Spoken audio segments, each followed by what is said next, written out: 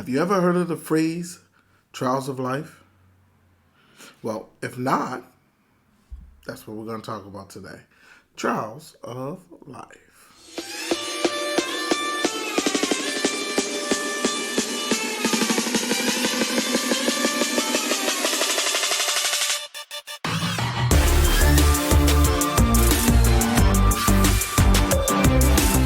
I'm L.E. Johnson, and this is Isaiah Movement.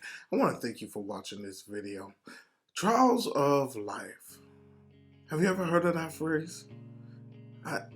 It's not that common, but it is out there. I have heard of it before.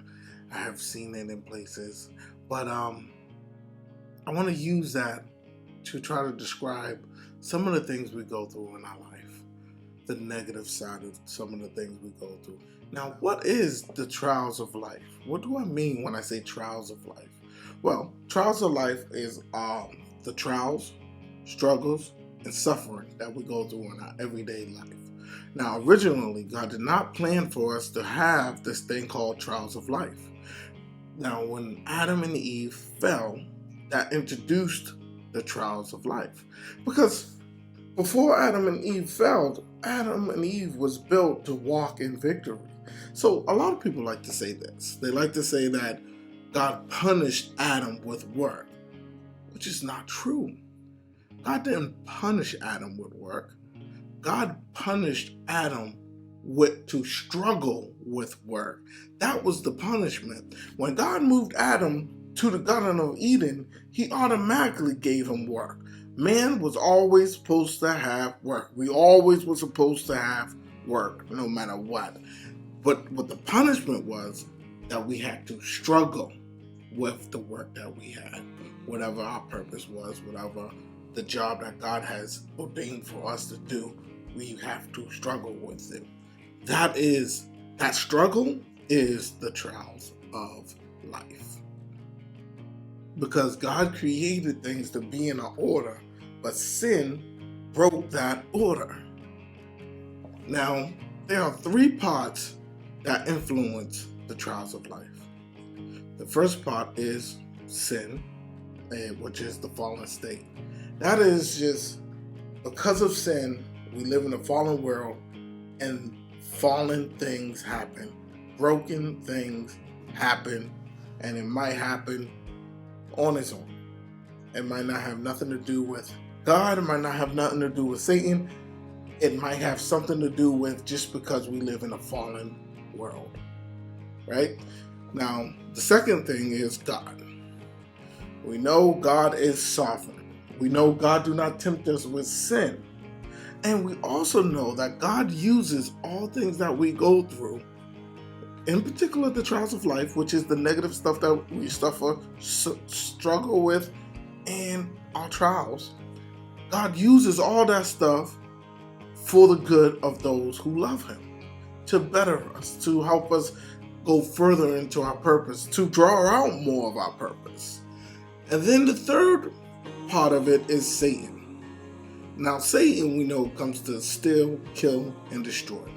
The Bible tells us that he prowls around like a roaring lion. We know Satan tempts us with sin, and he tempts other people with sin, and he plays off of that to try to draw the worst out of us, to harm ourselves and to harm those around us.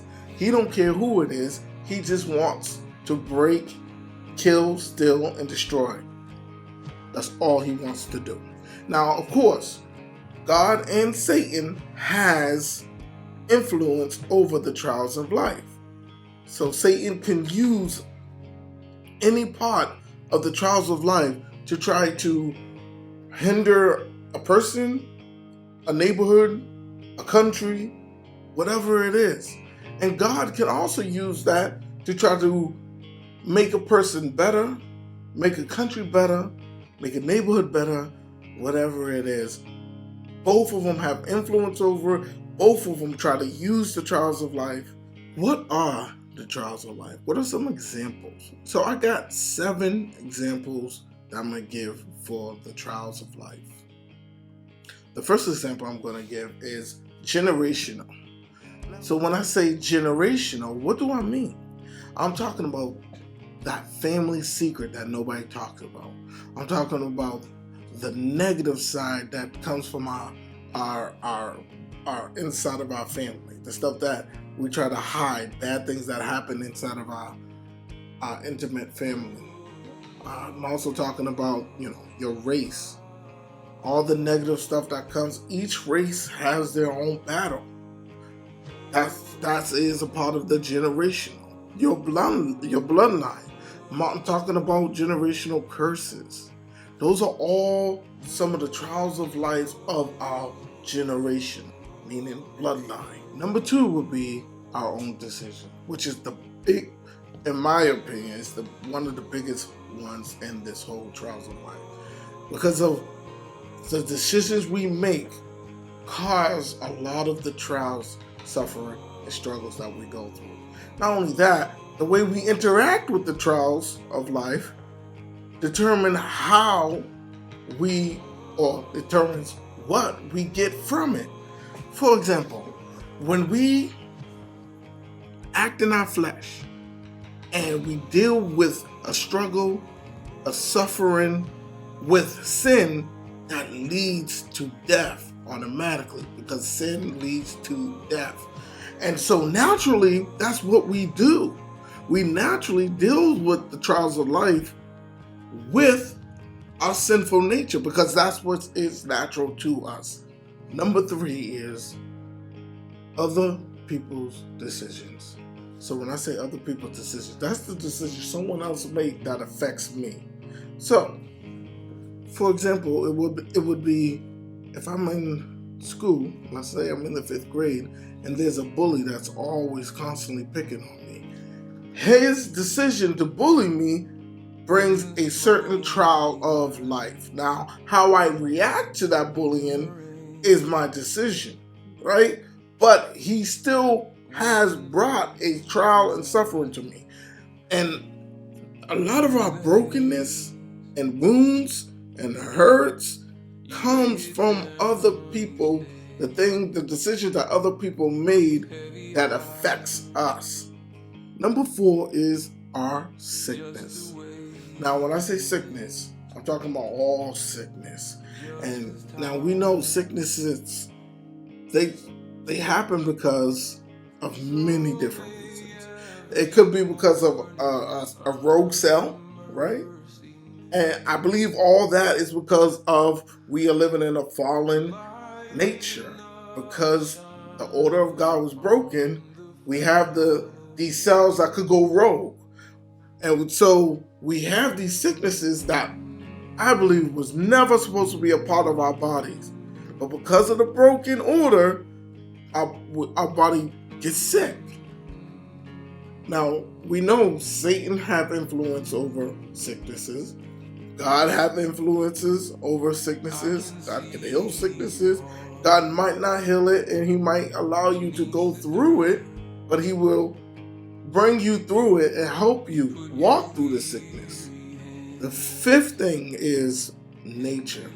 Again, because of the broken order of God, we have a lot of different kind of storms and that take place.